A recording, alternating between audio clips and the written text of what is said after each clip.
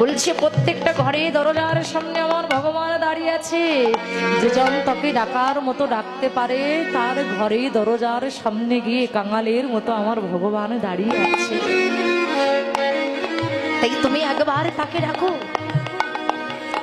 তাকে ডাকতে গেলে তোমাকে যে কাঁদতে হবে, কেন ভগবান নিজ বদনে বললেন এই জগতে যে আমাকে বেশি ভালোবাসে আমি যে তাকে কাঁদাতে ভালোবাসি।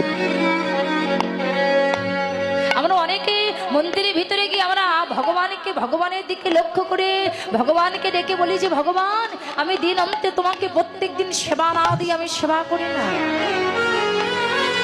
আমি নিয়ম করে ব্রহ্ম মুহূর্তে উঠে স্নান করে আমি তোমার পরিচর্যা করি, আমি তোমাকে সেবা দিই। আমি তোমাকে সেবা না দিয়ে আমি সেবা করি না। আমি প্রত্যেক দিন তোমাকে নিয়ম করে সেবা দেই, তোমাকে এত করে ডাকি, তোমাকে এত যত্ন করি, এত সেবা করি।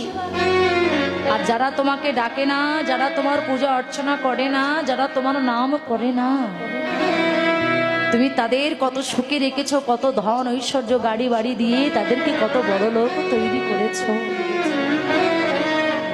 আর আমি তোমাকে ডাকি বলে, তোমাকে সেবা করি বলে, তোমাকে পরিচর্যা করি বলে তুমি আমাকে এত দুঃখ, এত কষ্ট, এত যন্ত্রণা দিয়েছো কেন? তোমার নাম করলে যদি এত দুঃখ, এত কষ্ট, এত যন্ত্রণা পাওয়া যায় তবে কেন আমি তোমার নাম করব? ভগবান একটু বেশি বললেন, ওরে মূর্খ, সোনা যত আগুনে পোড়ানো হয় সোনা পুড়তে পুড়তে একদিন খাঁটি হয়ে যায়। তেমনি এই জগতের মধ্যে যারা আমার ভগবানকে ভালোবাসে ওই সোনার মতো সেই ভক্তকে আমার ভগবান আগুনে পোড়ায়। ভগবান বলছে যারা আমাকে ভালোবাসে আমি তাদের মাথার উপরে অনেক দুঃখ কষ্ট জ্বালা যন্ত্রণার বোঝা চাপিয়ে দেই। কেন?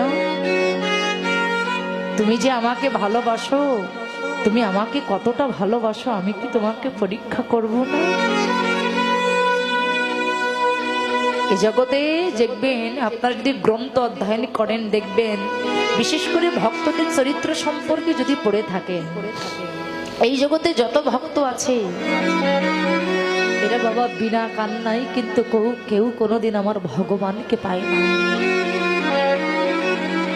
এই জগতে যত ভক্ত আছে প্রত্যেকটা ভক্ত শুধু নয়ন জলে কেঁদেছে, প্রত্যেকটা ভক্তকেই আমার ভগবান কাঁদিয়েছে।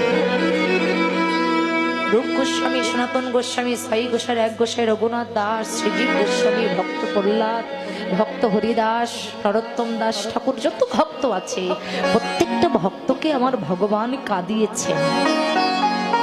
প্রত্যেক